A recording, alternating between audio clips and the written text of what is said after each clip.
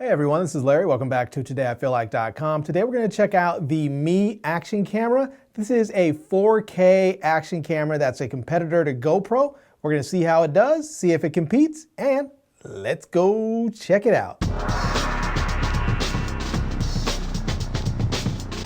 All right, so here we have it. This is the Mi action camera right here. Let's go ahead and just take a look around the box, and we can see here on the back it says the Mi action camera 4K.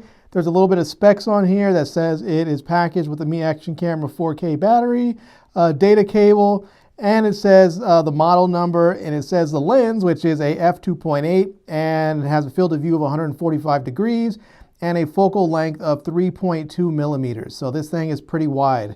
More branding on that side. On this side, it's going to actually show a little bit about the camera itself. So we can see here that this is going to have a 4K resolution, a 2-hour battery life. It's going to have a 2.4-inch touchscreen, 2.4 gigahertz Wi-Fi, and a Umbrella, I believe it is, CPU, which I believe is a Sony sensor there. So let's go ahead and open this thing up and we'll take a look. You can see that it comes with a Mi action camera 4K user guide. We'll set that off to the side. The Mi action 4K camera Xiaomi terms and policy in here. So there's that. And then we have the camera itself. So look at that. All right, we'll put that off to the side for a second. We'll take a look at that. We'll see what else comes in here.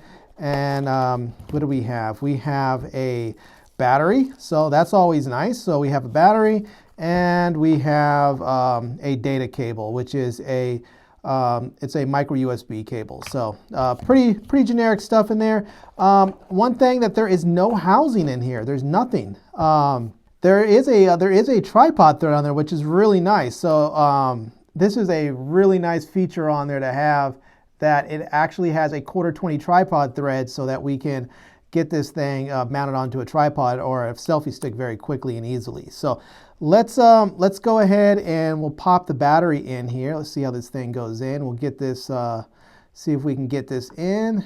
And no, I think it goes maybe the other way. So we'll put it in here. There we go. And let's go ahead and peel this off of the lens there. So it's a little lens cover thing. We'll peel that off. And then let's see if we can get this on. It looks like there's only one button. That's it. There's just the one touch button right here, which is the record, and I guess it's the power on and off. So I guess the shutter button does everything. I guess it's, oh yeah, that turned on all right. So there we go. We have the power button. That is our power button, our shutter, our start stop for video. So it's that's it. This is a nice big touchscreen, as you can see there. This thing is really nice, and it's very responsive. It looks like we can shoot 4K at 30 frames a second. We can do 2.5K at 60 frames, 2.5K at 30 frames, and then we can do 1080p at 100 frames, 60 frames, or 30 frames. So, and we can go all the way up to 200 frames if we shoot in 720p. So you can actually get some real slow motion on this thing using full HD. So that's really nice. We also have a adjust lens distortion button. There you can change the resolution for fine, super fine, and the super fine will give you a bit rate of 100 megabits a second, which is really nice, or ultra fine they call it. They have a mic mute, timestamp, auto record. There's a lot of great features in here. There's a color feature there, so you can shoot neutral, vivid. There's an F-log feature if you want to shoot log. I mean, this thing is really packed with stuff in here. So I don't have an SD card in here, so I need to put an SD card in there, a micro SD card, to get this thing going. But just a few other features that you might be able to see on there that are really nice. That's you know, you have a time-lapse video, slow motion, loop record, photo plus or video plus photo, and a straight photo mode. So yeah, there's just a lot of cool features. Oh, there's even more. Once we scroll down, there's even more. There's a timer, burst mode, and time-lapse photo. So if you're really into time-lapse, you want the highest resolution time-lapse you can get, the time-lapse photo is probably what's going to work best for you. So anyways, yeah, let's go ahead and test this thing out, try it out, see how it performs, and we'll see how it works together.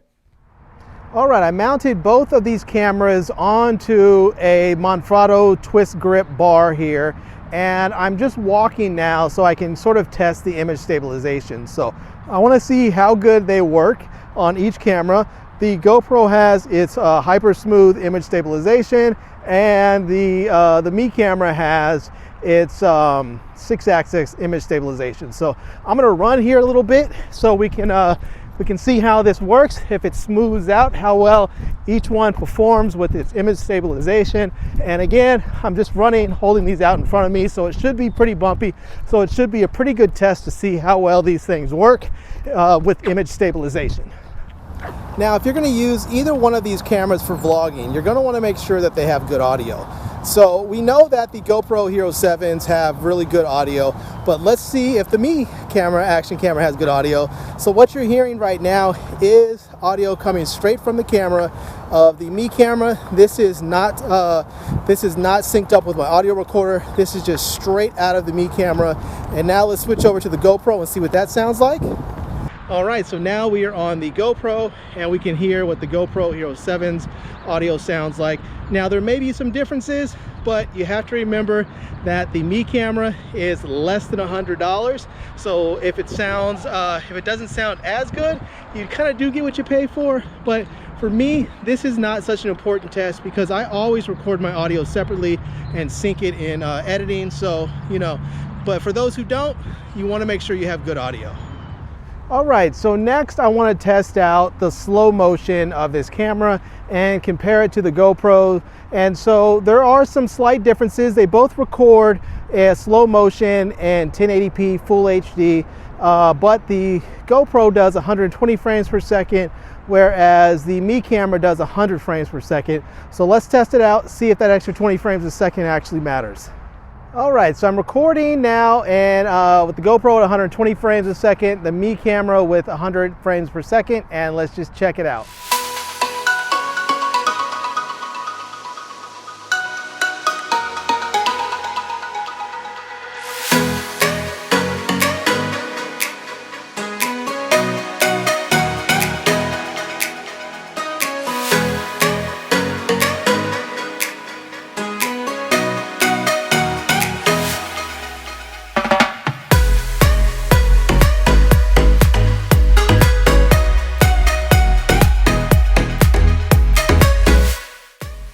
Now, further on the slow motion, the Me camera will shoot at 200 frames a second, but only at 720.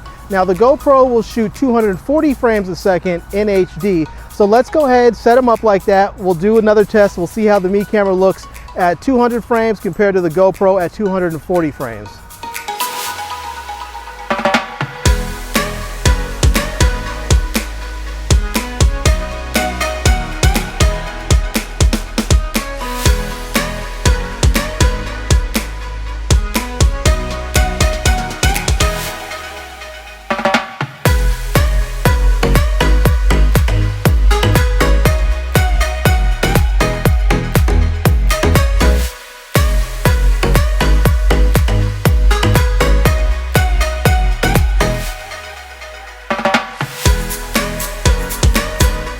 Now, as I've been using the Me camera, one of the things that I noticed that I didn't like about it is that every time the camera turns off, it defaults back to super fine instead of ultra fine.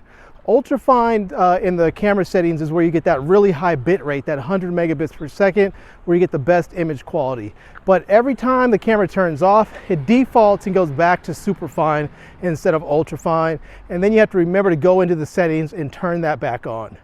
All right, everyone, so there you have it. That is a look at the Me action camera. If you're looking for an action camera that's going to give you GoPro level features and functions and performance, this is a really nice option if you don't want to pay GoPro prices. So don't get me wrong, GoPros are nice, but if you don't want to pay that money, you still want to get a nice action camera, the Me action camera is a very, very good option for you. So anyhow, I'm going to leave a link to this camera in the video description where you can buy it. I'm also going to leave a link to my Amazon page where you guys can see all of the products that I've reviewed.